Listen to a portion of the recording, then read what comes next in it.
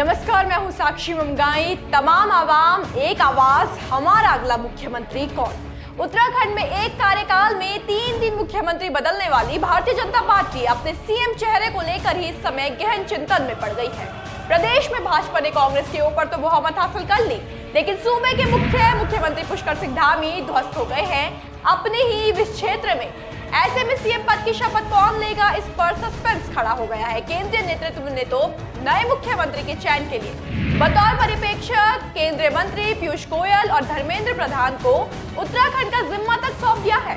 तो अब जल्द ही पर्दा उठेगा इस पूरे सस्पेंस से कि क्या उत्तराखंड सीएम की गद्दी पर एक नया चेहरा बैठने को है, कि क्या धामी को दरकिनार किया जाएगा या फिर दायित्व एक दफा फिर उनके कंधों पर आने वाला है। नतीजे खुलने के बाद से ही राज्य के कई लोगों के मन में सवाल है कि क्या पुष्कर सिंह धामी हारने के बावजूद सीएम चुने जा सकते हैं, अगर हाँ तो किस आधार पर। तो आपकी जानकारी के लिए बता दें कि ये मुमकिन है, और सिर्फ मुमकिन ही नहीं है बल्कि खबरों के मुताबिक तो धामी ही इस समय अगले मुख्यमंत्री के लिए सबसे बड़ा चेहरा है। क्यों? 3 कारण में समझिए। पहला, भाजपा संगठन के भीतर ही मौजूदा मुख्यमंत्री पुष्कर सिंह धामी के नाम की पैरवी चल रही है। जानकारी के मुताबिक भाजपा के कई नेता आलाकमान पर फिर से धामी को मुख्यमंत्री बनाने का प्रेशर बना रहे हैं, यानी भीतरी लड़ाई में तो धामी के कई सैनिक उनके लिए मैदान में खड़े हो गए हैं। सबसे बड़ी बात तो ये है कि चंपावत से चुनाव जीतते ही भाजपा प्रत्याशी कैलाश गहतोड़ी ने खटीमा विस से हारे सीएम पुष्कर सिंह धामी के लिए सीट छोड़ने का ऐलान तक कर डाला है। उनका कहना है कि अगर सीएम चुनाव लड़ने को राजी होते हैं तो वो इस्तीफा देने को तैयार है। गहतोड़ी के मुताबिक प्रदेश में आज जितनी भी सीटें भाजपा के पक्ष में आई हैं वो धामी की बदौलत है। दूसरा कारण है उनके पक्ष में दिए जा रहे तर्क। धामी को सीएम बनाए जाने के पक्ष में ये तर्क भी दिया जा रहा है कि चुनाव के दौरान उनके पास इतना समय नहीं था कि वो अपनी विधानसभा सीट पर समय देते। उन्होंने पूरे प्रदेश में चुनाव प्रचार किया। उनकी पहले की जीत इस तर्क को बल भी देती है। और आखिरी में कुछ आरोप भी उनकी हार के प्रभाव को दबाने की कोशिश कर रहे हैं। दरअसल बीजेपी को स्पष्ट जनादेश के बाद भी धामी की हार के पीछे पार्टी की आपसी खींचातानी और कुछ सीनियर नेताओं का मिलकर उन्हें हराने के लिए काम करना माना जा रहा है। यही 3 बड़े कारण हैं जिनका हवाला देते हुए दल फिर से धामी पर दांव खेल सकता है।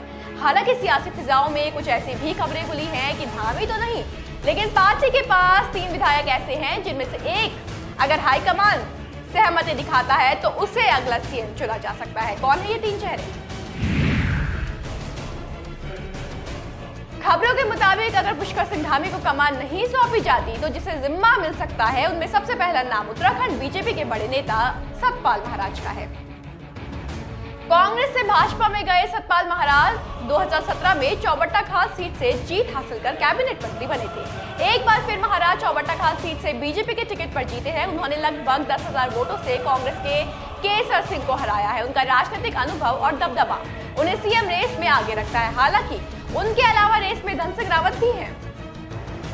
धन सिंह रावत ने कांटे के मुकाबले में कांग्रेस के गणेश गोदियाल को हराया है। धन सिंह रावत को 29,618 वोट मिले, जबकि कांग्रेस के गणेश गोदियाल को 29,031 वोट मिले। इस तरह से उन्होंने 587 वोट से कांग्रेस के प्रत्याशी को हराया। खास बात यह है कि इससे पहले जब जुलाई 2022 में भाजपा सीएम बदल रही थी तब भी धन सिंह रावत का नाम नए मुख्यमंत्री के लिए उठा था। हालांकि तब धामी बाजी मारने गए थे।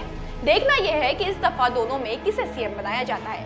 उधर खबरें ऐसी भी हैं कि रेस में बीजेपी के दिग्गज नेता बिशन सिंह चुफाल भी हैं।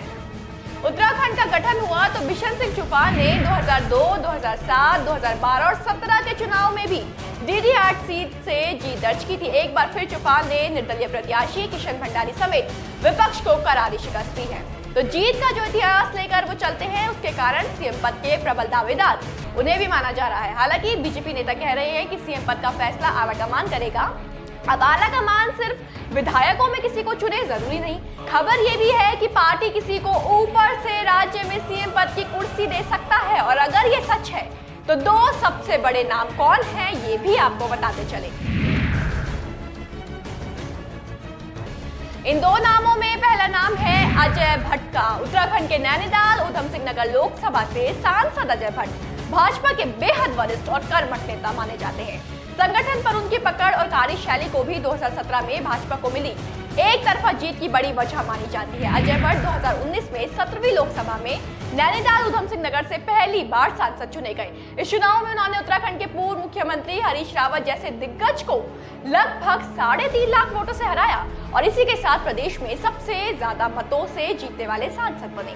कई अहम दायित्व वो निभा चुके हैं और निभा रहे हैं, इसलिए उत्तराखंड की कमान उन्हें सौंपी जा सकती है। भट्ट के अलावा फिर अगर कोई दूसरा चेहरा इतना मजबूत है तो वो है राज्यसभा सांसद अनिल बलूनी का। धन सिंह रावत की तरह ही अनिल बलूनी के बारे में भी कहा गया था कि वो उत्तराखंड की राजनीति में उठापटक के बीच मुख्यमंत्री पद की शपथ ले सकते हैं। अनिल बलूनी उत्तराखंड से राज्यसभा और बीजेपी के राष्ट्रीय मीडिया प्रभारी हैं। उन्होंने उत्तराखंड की जमीन से ही सियासत सीखी है।